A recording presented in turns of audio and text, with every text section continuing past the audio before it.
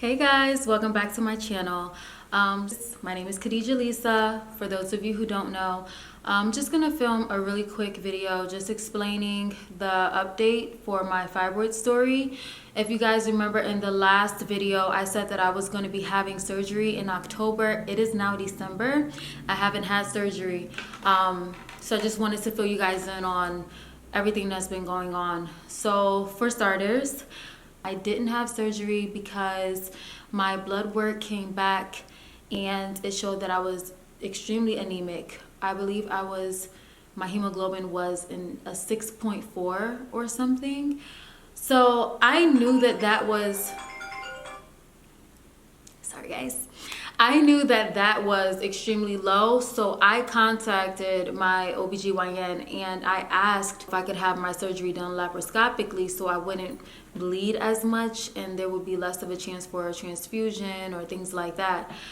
But once my OBGYN got my lab results, they were like, absolutely not. I cannot have any surgery anytime soon. They told me we had to just cancel surgery altogether. I have to work on getting my iron and just my blood supply up before we could even talk about surgery again. So everything was put on pause. That was scary. I had already waited months because I was supposed to have my surgery, I think back in March, or we never actually scheduled my surgery, but my last appointment was in March. Then everything shut down and I was right there where we were getting ready to schedule my surgery and it had to be canceled. No, actually, wasn't I scheduled to have surgery in May? I think so, yeah. I think I was scheduled to have surgery in May and it had to be canceled. And at the time, I wasn't even worried about it because I was really scared to have surgery. So I was like, okay, we could push this off. But now I had to wait because of COVID. And then, them saying that they're going to have to push it off again, that really scared me. Also, what my doctor said was that if we had gone through and had the surgery, I would have had to have gotten multiple blood transfusions. And he said there was a big chance that I could have lost my whole uterus to save my life. So I was like, oh, no. Like, number one, I don't want to die, of course, but I also don't want to lose my uterus. I haven't had kids yet. I really want to have kids. I'm 30 years old now. I've been married for 3 years. I want kids, and I can't imagine that. Although I also know, and I believe whatever God wills, I'm okay with if that's the plan. But off that, so what my doctor said, what the plan was going to be is that he would start me that day. He wanted me to go pick up birth control pills, and he put in the prescription that day. He wanted me to start on birth control pills because my period at that point was due any day. So he wanted really me to just stop my period from coming. He wanted it to just lessen the bleeding. And then at the same time, he was going to put in an order for a medication called Lupron. I've never heard of it before, but when I did some research, I heard that women who were diagnosed with endometriosis, that's a medication that doctors sometimes prescribe them. So he wanted me to get the Lupron injection, which it goes into your arm, I believe. And you have the choice between getting a 1-month supply or a 3-month supply. What Lupron does essentially is put your body into menopause. He wanted me to just stop bleeding altogether because he said that my body, I was losing way too much blood and it was causing my iron. I lost like everything, like all of my iron. I didn't even give my body a chance to rebuild itself before my next period came, and I'm losing even more. So he wanted to just stop everything, stop my body from bleeding so that, my iron supply could be built back up. So while I would be having the Lupron injections, which I said you can get either the 1-month supply or the 3-month dose, simultaneously he wanted me to go for IV iron infusions. I'll put in some clips for my IV iron infusions because I did do that.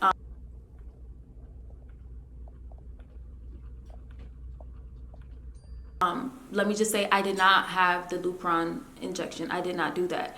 But I'll explain why.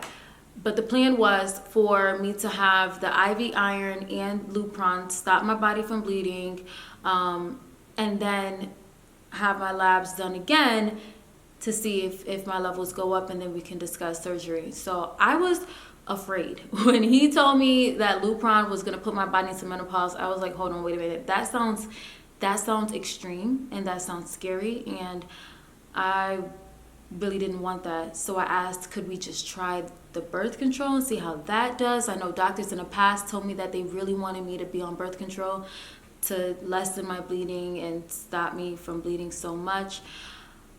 But he said he didn't think that that was going to be enough. He wanted to shut everything down. Now, the reason that he asked if I wanted to do a 3 month or 1 month, which at the time I said I'll just do 1 month, was because he said sometimes the side effects are horrible, and if you get a 3 month supply, then you're stuck with it for 3 months. The side effects are the menopause side effects, hot flashes, just everything that can come with it. So I told him, okay, let me just do 1 month supply. This is what I said in the office. And then, we'll see and take it from there. When I got to my car from leaving my doctor's office, I instantly just went to YouTube and I looked up other people's experiences on Lupron, and I was horrified. Women said that it caused them to feel numbness, they felt pain, they got severe headaches that even after they got off of Lupron, it didn't go away. So I said, oh, no, I can't do this. I let my doctor know that I was afraid. And also, come to find out, because he put in the order, the copay for the medication was like $1,300. So I was like, yeah, I'm not taking that. So that didn't happen. But I did go for my 2 IV iron infusions. And they said that the side effects for those is, the side effects are you can have like this taste of metallic taste in your mouth. You can get headaches the day of you get the infusion. You can also, I think they said leg pain the day of.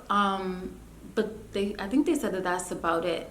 I didn't feel any side effects. The only side effect I will say was the metallic mouth. I had some weird oral response in which my primary care physician wasn't sure if it was due to the iron infusion or if it was because of the birth control, because I did start the birth control. I feel like this is all over the place, but I'm sorry, just try to stay with me. So I had this weird reaction where I had oral thrush, and I've only known babies to get that, but it happens also when you have a very low immune system. And in addition to me having the low iron, I had like low red blood cells, period. My entire just blood work was completely off. Like iron levels low. Literally everything was just off. Completely just, my white blood cells are low apparently. Like everything was low. So I guess because of all of that was the reason that my reaction, I had that weird reaction, which I had to do like the whole switch with the nystatin for 2 weeks and whatever. But what I will say, good news is, my iron is back to normal, to the point where my primary care physician, she does not want me taking any iron supplements at all, because I believe I'm at a 12 point something, but she doesn't want me taking any more iron. So my iron levels came back to normal. So my OBGYN said, okay, let's go ahead and schedule surgery. And I'm scheduled to have my surgery on December 22nd. So you guys, on that day, please pray for me. If you remember, think about me. It's crazy because it's literally the day before my husband's birthday, his 30th birthday. So I feel kind of bad that I'm going to be in a hospital, because my doctor said that he will want to keep me overnight. But hopefully just one night, because I don't like to be in hospital. So he said if I'm good to go home, I can walk and eat and use the bathroom, then he'll allow me to go home. But I'll be there on his birthday. But then again, I feel like this is a great, like, happy birthday, if this whole phase of my life and everything, the quality of my life just gets better. It's just better for both of us. So yeah, this has been about 10 minutes. So yes, you guys, I thank you so much for watching, for the comments that I've received in the last fibroid video. I thank you so much for just the support that you guys have been giving me, both here and also on Instagram. And please stay tuned. I'll put up a video of my whole experience with the surgery. God willing, let's just please pray for me that everything works out. And I'll see you in my next video.